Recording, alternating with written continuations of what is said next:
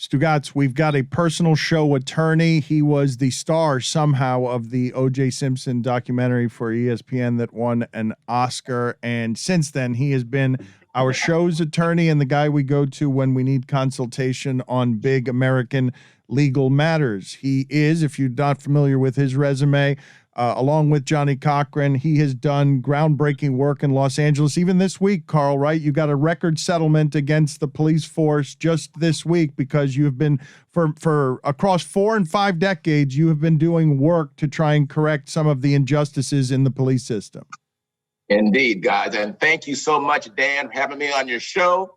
What's taking you guys so long? My goodness, I should have been here before now. I know, you're so right about that. So this week, though, help us with some expertise here, Carl, because I think and fear that Kyle Rittenhouse is going to get off in a way that outrages America. But while I'm watching the trial and the facts of that trial, Carl, I think that the defense has done a better job than the prosecutors on what you would have thought would be a slam dunk case on how can you go across state lines with a military style rifle.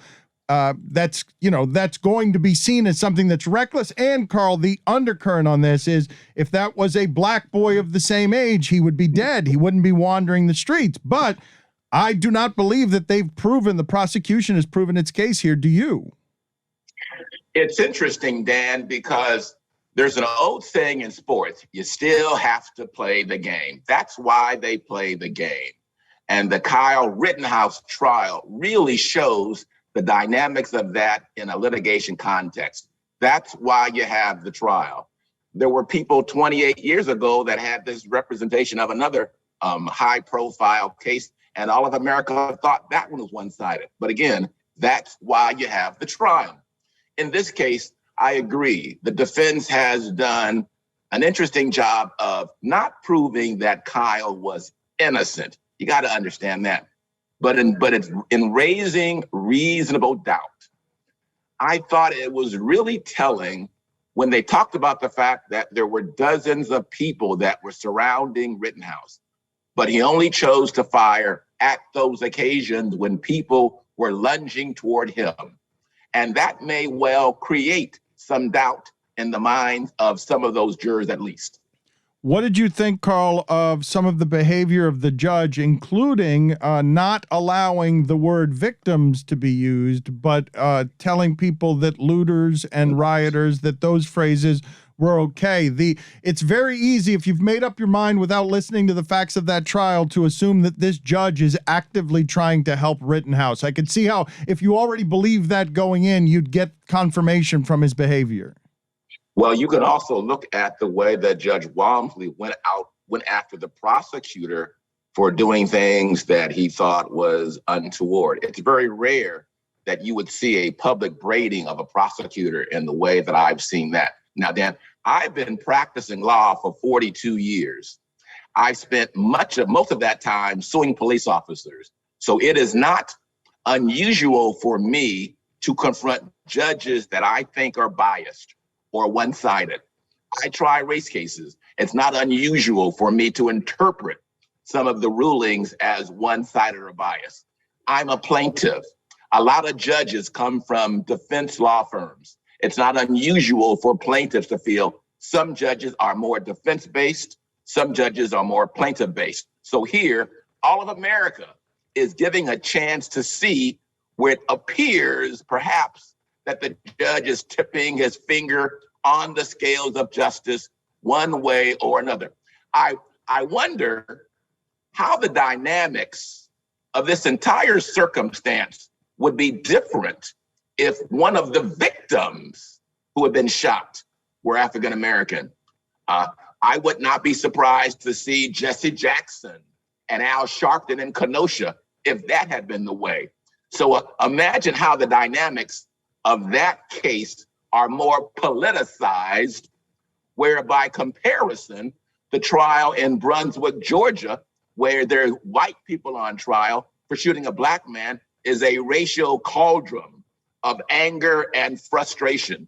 It just says that we as Americans still have a long ways to go before we are able to live up to the ideals of our forefathers. of justice for all. It is fairly amazing, is it not, Carl, to see the racial dynamics in play in two trials at the same time, echoing across the country, Ahmaud Arbery and Kyle Rittenhouse at the same time. And it's impossible to miss the racial dynamics. So tell me what it is that you have made of the Arbery situation. One black juror on the jury of 16.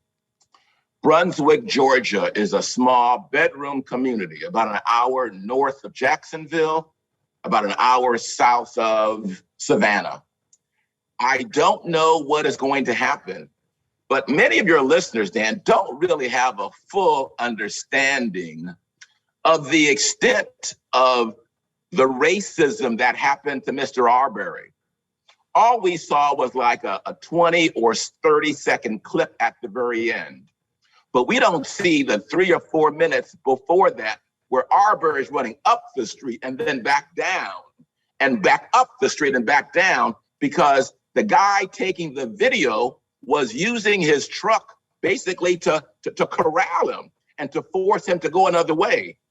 And that's really harkens back to slavery days. And so all of the connections that people are hearing to a lynching or a public lynching, I understand it. The jury, though, is a very racial case. If I were one of the lawyers for one of the white defendants, I would be trying to kick black people off the jury because I understand the dynamics of this case. I don't know if there's going to be 12 people to convict, but I will say he is not going to be acquitted and found not guilty if that black person stays on the jury, because after this trial, he's going to return back to his community, and he would never be able to do that if he was part of a jury that acquitted these three men. Well, help me understand what's happening there, because I want to go back to Rittenhouse and what it is you think is going to end up happening there, because it's a volatile situation. I can very easily see, Carl, I can see how he would get off, and the racism that exists outside of that courthouse, we would find ourselves in a place where that can get real volatile. And I believe that the facts of the case and the way that it's been argued, I would tend to err on the side of saying, no, I believe that Kyle Rittenhouse is getting off there, or getting off at least partially, not entirely. Okay. The important thing that happened over the weekend was that there were these what's called lesser included counts that were added on. So in addition to murder, there is then the added charge of recklessly endangering or recklessly firing a weapon. And I think that is where a compromise verdict may well be reached in. There may not be a verdict on a conviction of murder for the first guy. There's a greater chance of a conviction of something for the second guy and the third guy, because you don't have the right to self-defense if I'm coming at you with a feather to shoot me in the head with a Beretta. You don't have the right to self-defense if I'm coming at you with a pencil to pull out a bazooka and fire on me. And the level of response was not reasonable. And because the jury now has an option to compromise, if you will, I'm more hopeful that there will be a conviction on what we call one of these lesser included counts that are part of the overlying charges. And if you had to guess, what kind of time are we looking at there? Because most people aren't going to go through all the layers of legalese needed to understand some of these degrees, and they're going to just arrive at the point of, that kid was wandering around over state lines with a weapon that was aggressive and defending a property that wasn't his, and was allowed to roam freely among the police without being bothered with this kind of weapon. And then 2 people died and another was wounded. And one of the surviving witness, Carl, has said, well, I did point my gun at him when on the trial, but then being interviewed afterward says, well, that's not what I meant to say. That's a very skilled attorney. Well, there you go. But I believe there will be a conviction on at least one of the lesser included charges against Rittenhouse. I don't think he's going to serve a lengthy sentence because of his youth, because of the absence of prior violence, because they're going to say he was there for a greater good, whatever that tends to read. So maybe something like 1 to 3 years with credit for the time that he's already served. To me, that would be an abomination given what happened. But based on all of the politics and everything else that you see going on, I would not be stunned by either result. Carl, getting back to the Arbery trial for just a moment, you alluded to Jesse Jackson. What did you make of the defense attorney saying, quote, "We don't want any more black pastors in the courtroom," meaning the Jesse Jacksons and the Reverend Al Sharptons? What did you think of that? Greg, he was saying, "Welcome to Georgia." And he was able to say that in a courtroom because he knew the environment, the community, and the atmosphere in which he lives. And even his half-assed apology or backtrack the next day, for those of you who may have inadvertently been offended, I'm sorry that you're offended, in essence. He sounds like the way I talked to my wife. "I'm sorry, wife, that I hurt your feelings," kind of a thing. But it speaks to the environment in which Carl, he lives. That sounds like such a terrible way to handle things with your wife. that sounds unwise. It's a podcast. I'm learning. But Dan, I just enjoyed my 21st year of marriage, my first year of my second marriage. So I'm learning every day, man. Okay. But that one, you please, as a lawyer, you're a learned man. You're a smart man. You're recently married. What are you doing? "I'm sorry I hurt your feelings" is not "I'm sorry, Carl." I can't say too much now because my wife is now out the bathroom and she's about to listen to me. So I can't give away all my clues right now. All right. Anyway, you were saying about Arbery before I interrupted you. I'm sorry. No. He doesn't want black pastors in the courtroom to remind the America that this is a racial case. He wants to make it an old boys network.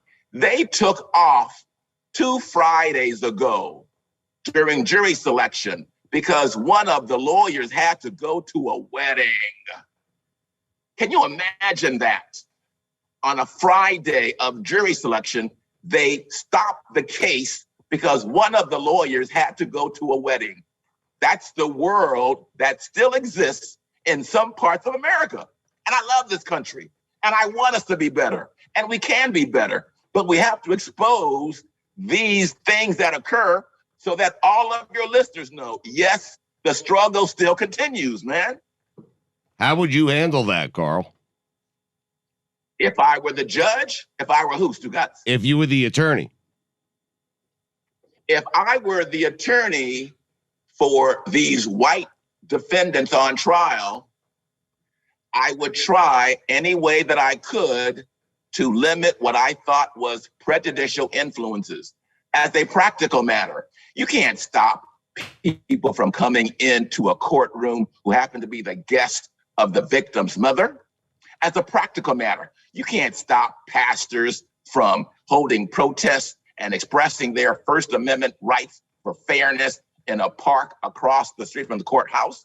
What I would do if I was representing the family is have 100 black preachers come in there and have a prayer session at 9 o'clock in the morning, at noon, at 1:30 when they come back from lunch, and at 4 o'clock, and hold a rally, a revival right there in the park and say, "Take this, you defendants." Carl, for the people who do not know, okay, and please fill in the nuance where I'm missing it because I don't, there are things that are alleged, there's a video, but it just seems like, a young black man was jogging through a Georgia neighborhood and he was hunted down by some white people. That's what it looks like without a whole lot of argument to be made on the other side. So how is that going to get defended? Because the defense lawyers are engaging in whatever they can do. and it is the legal equivalent, Dan, of a Hail Mary pass.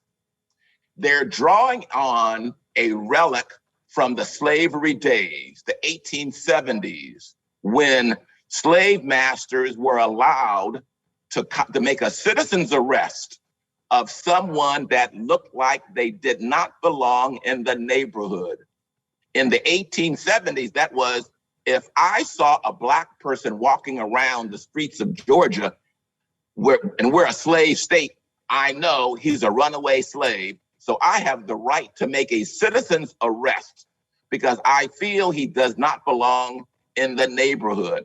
That is the legal basis that these defendants are drawing on to justify their following this guy up and down the street. He went up one way. He turned around and went backwards. He turned around and went up the third time when the filming started.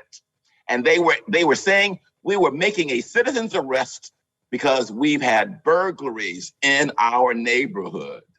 Because this guy, though he was 2.2 miles from his home, did not seem to belong here. So we, as the good citizens, one of whom used to work in the district attorney's office as an investigator, one of whom was his son, decided to take justice in their own hands. The third guy just saw them chasing the brother and decided to join in. Give me a break. That law was so bad that the state legislator in Georgia canceled the law, but only last year. That's the environment, Dan, that we find ourselves in, even in 2021. Carl, when you talk about that 1870s law and the Arbery case, that's echoes of Trayvon Martin, right? The same kind of thing. You don't look like you belong, so I, as the protector of the community, are going to take the law in our own hands. We do want our neighbors to be engaged. I know the neighbor who lives next door to me, but I don't know the neighbor 2 doors away. And that's a problem, I get it. But we can't have, when that concept, which is fair and understandable, is cloaked under the umbrella of racism. And Dan, you know, I don't say woe is me, man. I am Black. I was born Black. I'm gonna die Black, but I don't wanna die because I'm Black. So I don't do woe is me, but I have to make sure that your listeners understand it is a problem in America and we have to make it change. And I so appreciate that you guys allow me on your show, on your podcast, so I can provide a viewpoint and I have a platform that I would not otherwise have access to. And I just wish you guys would have me on more often. Okay, Carl. Well, we need awful things to stop happening so that we have you on. We want to ask you about the Gruden case, but basically, to condense it, Carl, are you saying that the defense in the Arbery trial is basically going to be, hey, we're Georgia, we're white, we're allowed to be in charge. This is going to be a trial about our culture and our history, and we can police a neighborhood if we want? No, it's not going to be. That's going to be the undercurrent. There was a law that was valid. We were fair-minded people trying to protect our community and making a citizen's arrest. And this guy, for some reason, who didn't live in our area, came at me, and I want to protect myself. And he grabbed the gun, and I had to struggle, and I had to defend myself because he was going to grab that gun and shoot me. And before he shot me, I had to shoot him first. And I'm sorry that he's dead, but I shot him because I had to. Carl, speaking of John Gruden, Dan mentioned it earlier, does John Gruden, he is threatening to sue the NFL and Roger Goodell. And I see the look on your face, and you don't seem very happy about that. But I am wondering, does Gruden have any sort of case here? I was in Vegas Sunday to watch the game. Good seats. I enjoyed the atmosphere, but John Gruden is simply making a money grab. He has buyer's remorse. He says that the league consciously leaked information to hurt him. They probably did. It looks like it. It looks like it's true. So what are his options? He is either going to ride out into the sunset and accept the settlement that he has with the Davis ownership, or that's not his way. You guys know that. That's not his way. Before he goes out, he's going to rattle some cages, and sees what happens. Remember, guys, a wise man once said, the only thing worse than bad publicity is no publicity. John Gruden is not one to simply sit down now, rest on his money, and go out into the sunset. I don't think it's going to be that way, but I don't think he has a real chance. However, it's all a money play about trying to resolve it in some way. Do we have any chance of my dream scenario of owners or Goodell deposed? Do we have any chance of that? Wow. You know, that is fascinating, Dan. I would think that the question is who leaked whatever story was first leaked to the Wall Street Journal or the Washington Post, I think it was. And they will never reach the ability to discern who first leaked that information. But Gruden is saying it's them. The Gruden is saying it's them. That's what he's saying in the lawsuit, correct? He's saying it, but that doesn't mean you have a right to take Roger Goodell's deposition without more, Dan. I could say the moon is green cheese. That doesn't mean I can depose Neil deGrasse to prove that shit. Come on. There has to be some connection. Not Roger Goodell. You first have to go to the Washington Post or the Wall Street Journal and figure out, do I have some information there? You know, they're never going to get past those shield laws. Even Greg Cody can tell you that shit. That's true. That's true. Never get past that. Even Greg Cody can tell you that even shit. Greg Cody. There it is. That's the place to end this. Just a mention of Greg Cody. Carl, thank you for being on with us. We appreciate it, sir. Always good illumination, and maybe after some of these trials, we get verdicts on them, we'll call you again and get you on here, okay?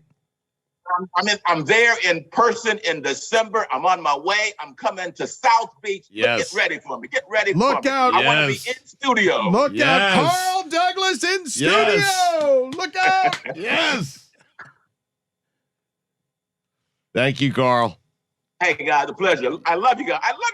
We love you. Have me on more often. I love you guys. We love you too, buddy. We will have you on more often, okay? Please. Stay well. Okay.